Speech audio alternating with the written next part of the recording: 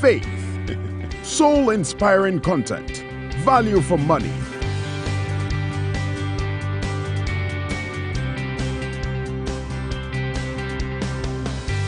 New Look, the magazine that reports on our values, attitudes, and faith for discerning people. Rover Report Monthly Magazine. Get your copies from all Shell shops, Total shops, and a supermarket near you. Or call 0302-231188 for subscription.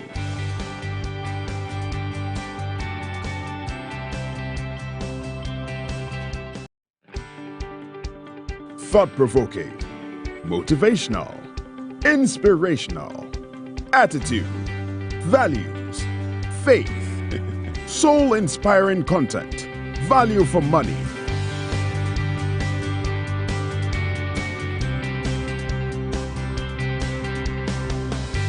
New Look, the magazine that reports on our values, attitudes, and faith for discerning people. Rover Report Monthly Magazine. Get your copies from all Shell shops, Total shops, and a supermarket near you. Or call 0302-231188 for subscription.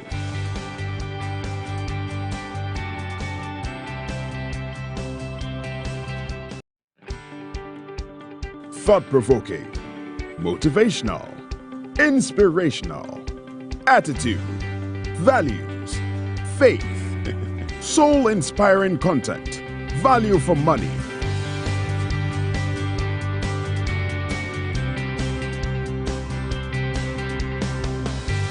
New Look, the magazine that reports on our values, attitudes, and faith for discerning people. Rover Report Monthly Magazine. Get your copies from all Shell shops, Total shops, and a supermarket near you. Or call 0302-231188. Well, let me apologize again for the break. We are so sorry. We are experiencing all kinds of technical difficulties here, but I have good guys at work at it, and I'm sure we'll be able to have it smooth sailing from this point on. We went off at the point where we were looking at how to develop emotional intelligence, and I said you must work on 4 things. 1, be self-aware, understand your emotions, your feelings, and so that you don't allow your feelings to rule you. You must also understand, take a very honest look, be honest with yourself, and know your strengths and your weaknesses. So that's the first one, to be self-aware.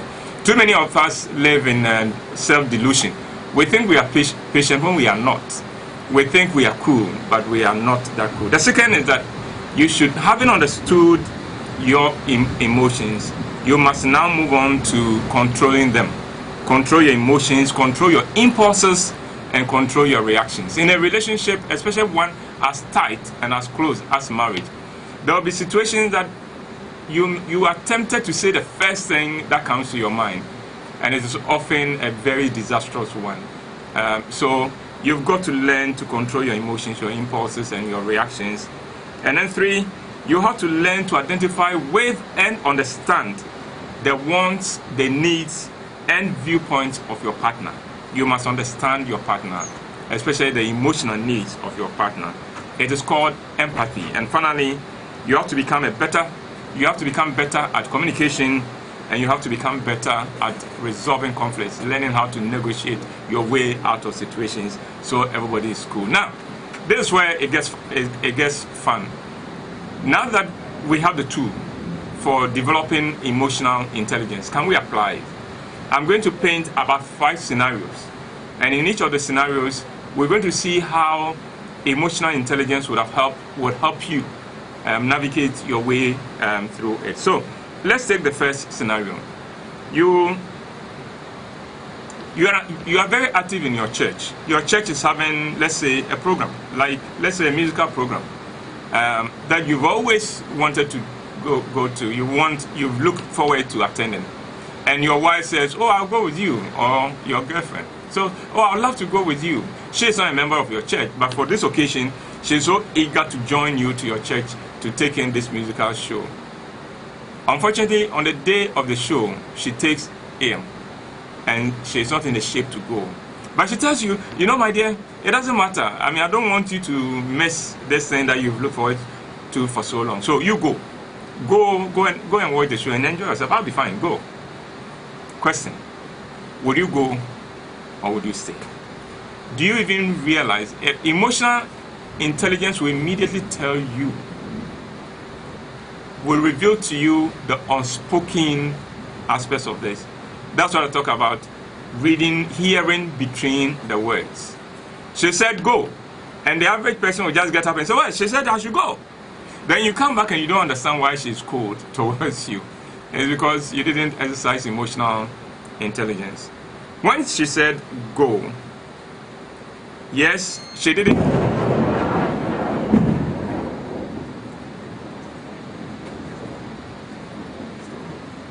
When she said go, she didn't want to be the one to stand in the way of your happiness. But she was also hoping that you on your own would come up and volunteer and say that, you know something, I was looking forward so much to spending this evening with you at the concert.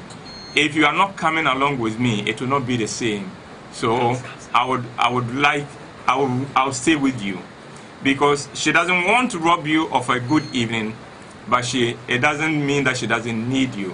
And she's hoping that you'll be emotionally intelligent enough to understand that she will love nothing more than you being with her and making a good time. Not that you cancel your going and then give her cold shoulders and give her attitude. No, but you enjoy staying with her. You revise the program for the evening and make sure that the time you spend with her is fun and it is great. So that's the first scenario, and how emotional intelligence would help you. The second scenario, your woman says to you, I hate you. I hate you. Well, again, let's apply the principles we've learned. Hear between the words. I hate you. What is she saying to you? If you are not emotionally intelligent, what you are going to do is that you're going to react. You're going to be very angry. You're going to go like, what? You hate me? All right, now I know where I stand with you. I know you hate me. And then it's going to be a big fight. No. What she's saying is this: I love you so much, but there is something you do and keep doing that hurts me. And because I love you so much, when you do something to hurt me, it really hurts. That's what she's telling you. Now you realize that if you understood it that way, then you will not fight her. Your reaction will be different. In other words, when your woman said, I hate you, it was a plea. It wasn't a condemnation. She's saying, please stop hurting me, because you have the power to hurt me, and I don't enjoy you hurting me. Let's pick the third scenario. Your woman comes to you and says, you know, I think we should break up. I don't think this is working. I think we should break up. The man who is not emotionally intelligent is going to say, okay, fine, you want it, okay, fine, let's break up. No. In 9 cases out of 10, what the girl doesn't really want a breakup. She wants your attention. If you said yes to her suggesting that let us break up, she will be very heartbroken and she'll be very devastated. I think we should break up is often code for I don't think this relationship means as much to you as it means to me. I feel your attention is divided. I don't think that you are that invested in this relationship.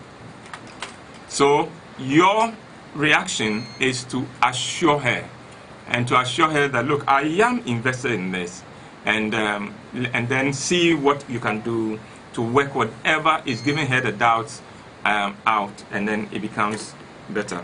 Well, let's take another scenario. What if your woman, whom you love to bits and you do everything for, out of the blue comes and says, yeah, you don't love me anymore. You don't love me anymore. Many men have been broken by this. They've been so hurt. How can she say, I don't love her anymore? Look, I bought her a car, I have built a house for her parents and things like that and that and that. I married her. I am still married to her. How can she say, I don't love her anymore? Well, you don't love me anymore is a cry for attention. It's a cry that I don't feel the sense of tenderness anymore. The things you used to do, you stop doing them. You know, it is not a cause for a fight. It is for negotiation. It is there to make for understanding. So, all right, let's sit down. Why are you saying that? What have I stopped doing that you would want me to go back to? You negotiate your situation out. Now, the fifth one is a rather difficult one for most men to deal with. It is this: when your woman comes to you and says, "I don't blame you. I blame myself for falling in love with you. I don't blame you. I blame myself. It's not in your what. It is my fault." Again, many men have taken that as face value. They have not exercised emotional intelligence and have gone to war on that. And when you do that, it doesn't end well. I don't blame you, I blame myself for loving you. It's code for, I love you, but I don't think you appreciate my love anymore. I love you, but I don't think you appreciate my love anymore. Well, that brings us to the statement that we began, that we use as the title for this. Come and eat me, she said. This is something that, this is a situation that happened when I was growing up at South Central.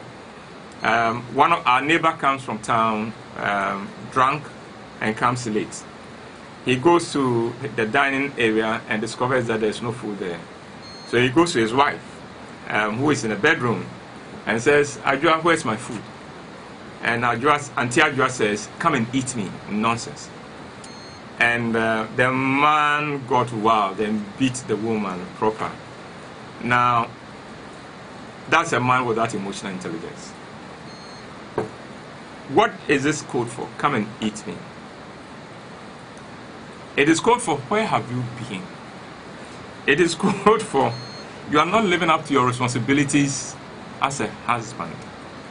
It is code for, you got me worried. I was so anxious because I didn't know what was keeping you out there. And then it is also code for, I suspect you are cheating. I suspect you are cheating. Your actions are telling me that there is somebody else there who is taking all your attention. You know, we all need to learn emotional intelligence, men in particular. Women also need to learn emotional intelligence to understand that sometimes the code they send does not get through to a man. But we'll talk more about that next week. Next week when we look at go to hell, he said, then we'll look at how to make a success of living with a man. So let me end this presentation with going further into the steps you can take to develop emotional maturity, intelligence. 1, observe how you react to your partner. Observe how you react to your partner. Are you quick to judge her? Are you quick to dismiss her concerns? Are you impatient with her? Are you judgmental? 2, be observant. Observe your partner and understand how her mind and her heart works. 3, do a self-evaluation. What kind of partner have you been so far? Have you been meeting her needs? Have you been respectful of her and of her needs? And then 4, examine how you respond to her when you are upset and when she is upset. So look at that.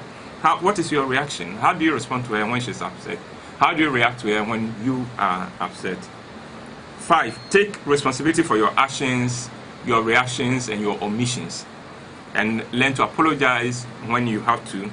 And then also learn to negotiate and make concessions when you need to.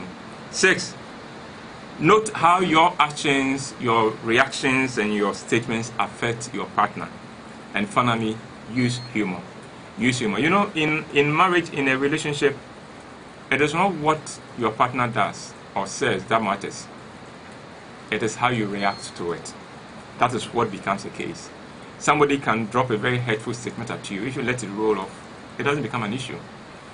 But if the person drops it and you takes it and begin to fight it, then that is where the issues are. Remember, it is not what your partner does. It is not what your partner says.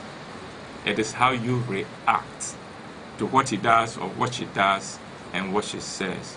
That is what the issue is. I read a book that said that what your partner says to you or does to you is only 10% of the problem. The remaining 90% came from your response, your reaction.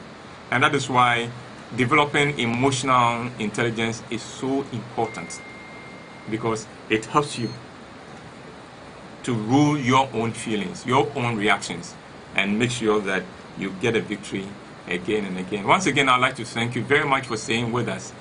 I'll pause now and take your questions, but we'll take a little break. You can send in your WhatsApp to us, and then you can also invite your friends to join us. So it's question time, and I'm ready to take your questions. And once again, let me apologize for the hiccups we've had to deal with here.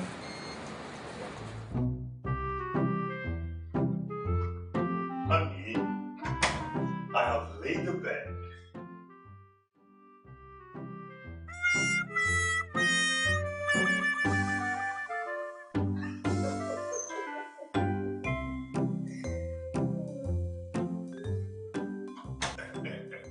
Baby, honey, tomorrow I have a meeting. I have a business meeting tomorrow. Sir? Oh, sweetheart. Here, take this.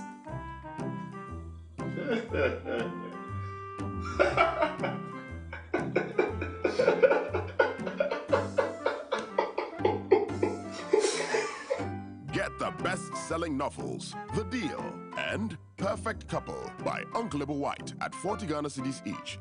Available at all Shell shops, selected bookshops, and total filling stations. For inquiries, call 050-554-6010 or WhatsApp 050-554-6030 for your copies.